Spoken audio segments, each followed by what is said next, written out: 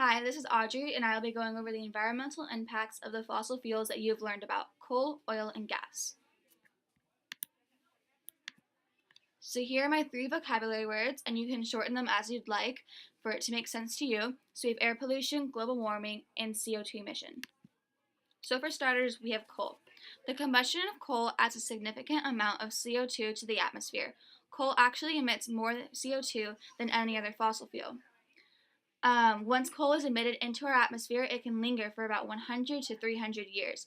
So in this picture on the left, you can see how coal is put into our environment and how it can be emitted and how it affects the environment, like the trees and the grass, as you see here. And on the right, we have a picture of a coal power plant. So there are three metals that are emitted into the atmosphere when coal is burned, and these metals aren't very good for your body. So for starters, we have mercury, and mercury can damage human health because it is toxic to the nervous system, particularly the developing nervous system of a fetus and or young child. For lead, the lead in fuels contribute to air pollution, especially in urban areas. Soils near highways, freeways, and factories have higher levels of lead than soils in other areas due to their exposure of lead dust. Lastly, we have arsenic. Arsenic is a major environmental pollutant, and its exposure occurs through environmental, occupational, and medicinal sources. Arsenic exposure to humans result in degenerative, inflammatory, and neoplastic changes of skin, respiratory system, nervous system, and reproductive system. So one of the effects of coal is acid rain.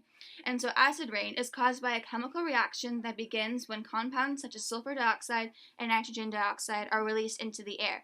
These substances can rise very high into the atmosphere and can mix and react with water, oxygen, and other chemicals to form acidic rain.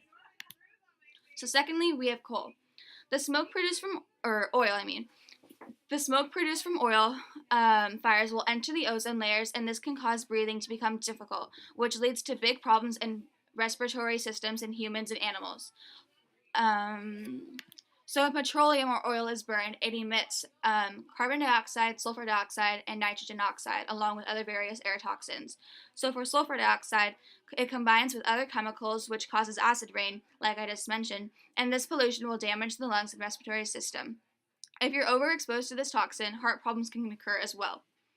For nitrogen oxide, it can cause respiratory problems, heart conditions, and lung damage if someone is overexposed to this toxin as well. So overall, none of these are very good for you or the environment. So here you can see the effects of oil spills on animals such as otters and these big birds. So oil destroys the insulating ability of fur-bearing mammals and the water repellency for birds' wings. So obviously you can see that if these animals are being threatened, the food chain is also threatened as well, because as these animals die off, they won't be able to eat the prey and the predators won't be able to eat them. So lastly, we have gas. So natural gas is primarily made of methane. When natural gas is burned, a significant amount of methane escapes into the atmosphere.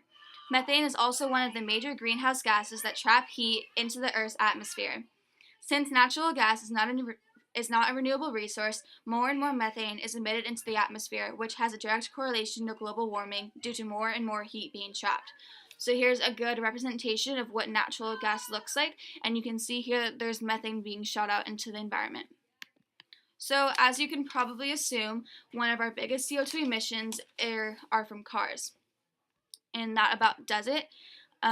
So for final question, what does this mean for our future when we run out? That's just something to think about when you're thinking about this later on. Thank you for listening.